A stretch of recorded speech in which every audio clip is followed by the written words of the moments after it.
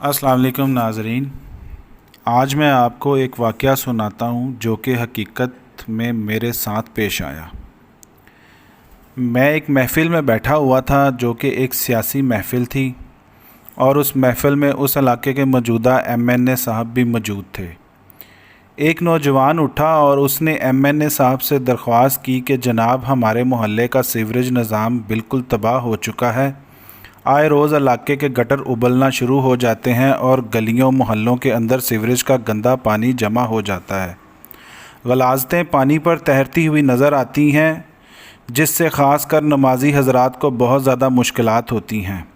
कपड़े नापाक हो जाते हैं, घरों में बदबू फैल रही है और मुख्तलिफ़ बीमारियों का राज है। लिहाजा आपसे दरख्वास्त है कि फ़ौरी हमारी इस शिकायत को दूर किया जाए। इतना कहकर नौजवान अपनी नशिस्त पर दोबारा बैठ गया। इससे पहले कि एमएनए साहब कोई जवाब देते, एक और बुज़ुर्ग उठे और कहने लगे कि माजरत के साथ एमएनए साहब, आपके जवाब देने से पहले मैं कुछ कहना चाहता हूँ।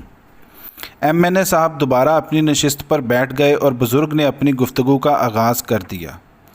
बुज़ुर्ग ने कहा कि जनाब, आज से 20 साल पहले भी आप ही हमारे इलाका के एमपीए थे। मुझे याद है, मैंने इसी तरह की एक महफ़िल में आपको इसी मोहल्ले की यही शिकायत दर्ज करवाई थी कि हमारे मोहल्ले का सीवरेज निज़ाम चौक हो चुका है और आए रोज़ गटर उबलने लगते हैं। गलाज़त और बीमारियां हमारे घरों में डेरे डाले बैठी हैं। मैं यहाँ पर कहना ये चाहता हूँ कि जनाब एमएनए साहब, आज इस नौजवान को चाहिए था कि ये आपसे कहता कि जनाब, आपकी मेहरबानी होगी, प्लीज़ आप हमारे इस इलाके में कोई नई यूनिवर्सिटी बनवा दें, कोई नया हॉस्पिटल बनवा दें, कोई नया स्कूल व कॉलेज तमीर करवा दें, हमारे शहर में कोई नया पुल या कोई नई सड़क तमीर करवा दें।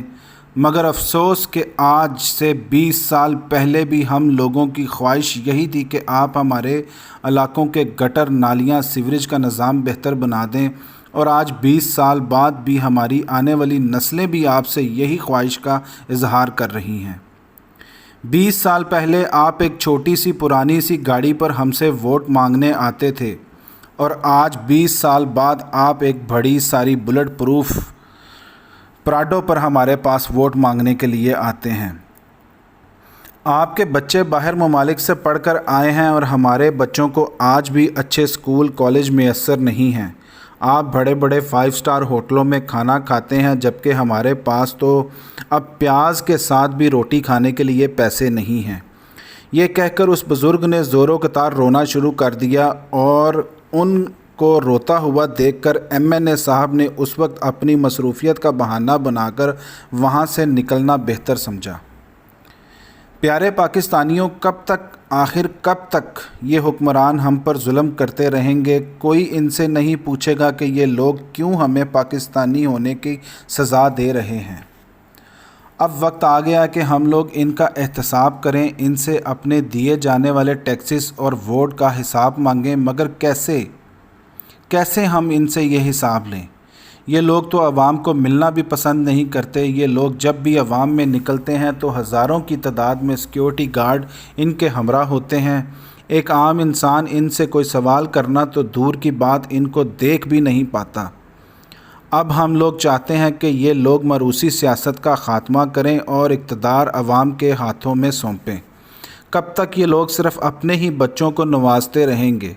इन हुक्मरानों की टांगें कब्रों में हैं, मगर फिर भी इनको कोई खौफ खुदा नहीं।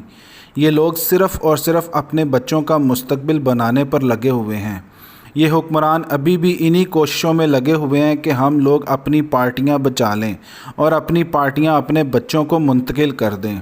हम अपने बच्चों को एक मजबूत बेस बना दें ताकि जिस तरह सारी ज़िंदगी हमने इन अवाम पर हुक्मरानी की है, ऐशो इशरत की ज़िंदगी गुजारी है, ये लोग हमारे ग़ुलाम रहे हैं, इसी तरह इस अवाम की आने वाली नस्लें हमारे बच्चों की ग़ुलाम हों और हमारे बच्चे इन पर हुक्मरानी करें।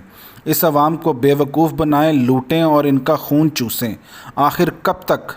तो पाकिस्तानियों, हमारे पास सिर्फ़ और सिर्फ एक ही रास्ता है कि हम इन हुक्मरानों का एहतसाब करें, और वो है हमारी ताकत, हमारा वोट।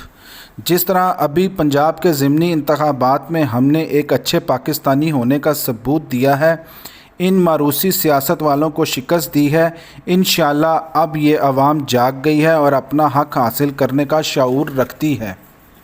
پیارے پاکستانیوں، آپ سے درخواست ہے کہ اگر آپ کو یہ ویڈیو اچھی لگی ہے تو اس ویڈیو کو لائک کریں اور اس پیغام کو زیادہ سے زیادہ لوگوں تک پہنچائیں تاکہ ہمارے دیہاتوں میں رہنے والے لوگوں تک بھی ہمارا پیغام پہنچے اور وہ لوگ ماروثی سیاست اور دھڑوں کی سیاست کو چھوڑ کر اپنے ووٹ کا صحیح استعمال کریں اور ایسے نمائندوں کو منتخب کریں جو حقیقی معنوں میں ان کے لیڈر ہوں اور عوام کے خیر خواہ ہوں۔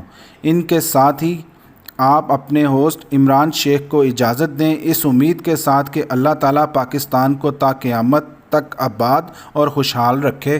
آمین یا رب العالمین۔